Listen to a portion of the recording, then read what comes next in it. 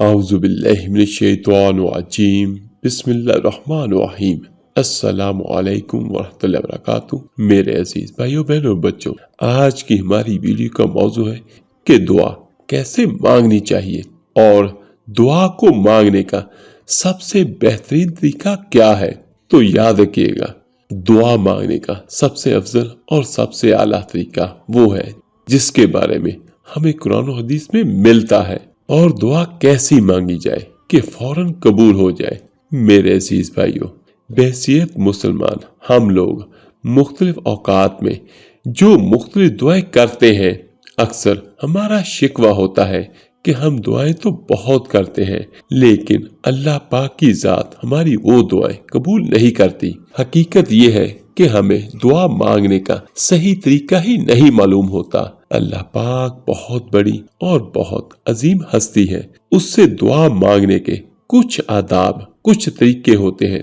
رسول اللہ صلی اللہ علیہ وآلہ وسلم نے بار بار دعا مانگنے کے طریقے بتلائے ہیں، لیکن ہم میں سے بہت سے لوگ وہ دعا مانگنے کے طریقے جانتے ہی نہیں۔ دعا مانگنے کا سب سے بہتر اور سب سے افضل اور اعلیٰ طریقہ کون سا ہے؟ دعا کیسے مانگے کہ فوراً قبول ہو جائے؟ اللہ پاک فرماتا ہے، یعنی اس وقت کو یاد کرو جبکہ حضرت زکریا علیہ السلام نے چپ کے اپنے دل میں اللہ تعالیٰ سے دعا مانگنا شروع کی اور چھپی ہوئی آواز میں اولاد طلب کی، جس کو وہ سنتے تھے اور ان کا اللہ سنتا تھا، کسی دوسرے کو اس کی خبر نہیں تھی۔ معلوم ہوا کہ دعا مانگنے کا پہلا ادب تو یہ ہے کہ آدمی چھپ کر آہستہ آہستہ آواز میں اللہ سے دعا مانگے، اور جو کچھ اپنے رب سے مانگ رہے ہیں اس کا ذکر کسی سے مت کیا کریں، اور دعا کے اول اور آخر میں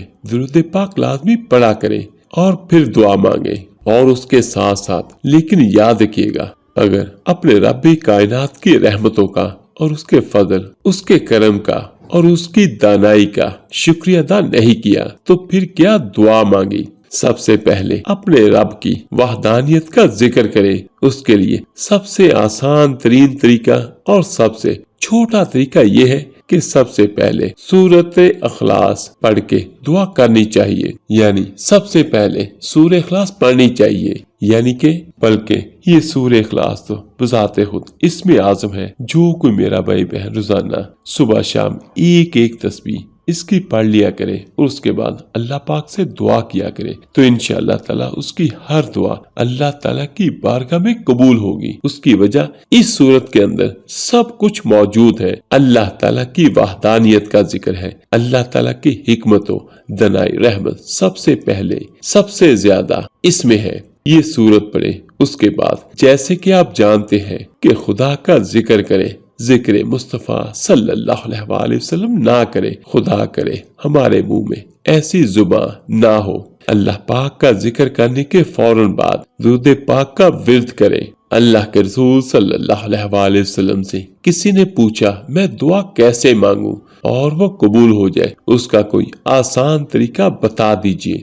تو اللہ کے رسول صلی اللہ علیہ وآلہ وسلم نے فرمایا، سب سے پہلے خدا کی وحدانیت کا ذکر کرو، اس کے بعد مجھ پر دروشی بھیجو۔ تو اس نے کہا کہ یا رسول اللہ صلی اللہ علیہ وآلہ وسلم کس حد تک درود پاک پڑھوں؟ تو آپ صلی اللہ علیہ وآلہ وسلم نے فرمایا، جتنی جلدی تم چاہتے ہو تمہاری دعا قبول ہو اتنا زیادہ درود پاک پڑھو۔ اس نے پھر ذکر کیا، یا رسول اللہ صلی اللہ علیہ وآلہ وسلم 1/4 حصہ درود پاک پڑھ لوں۔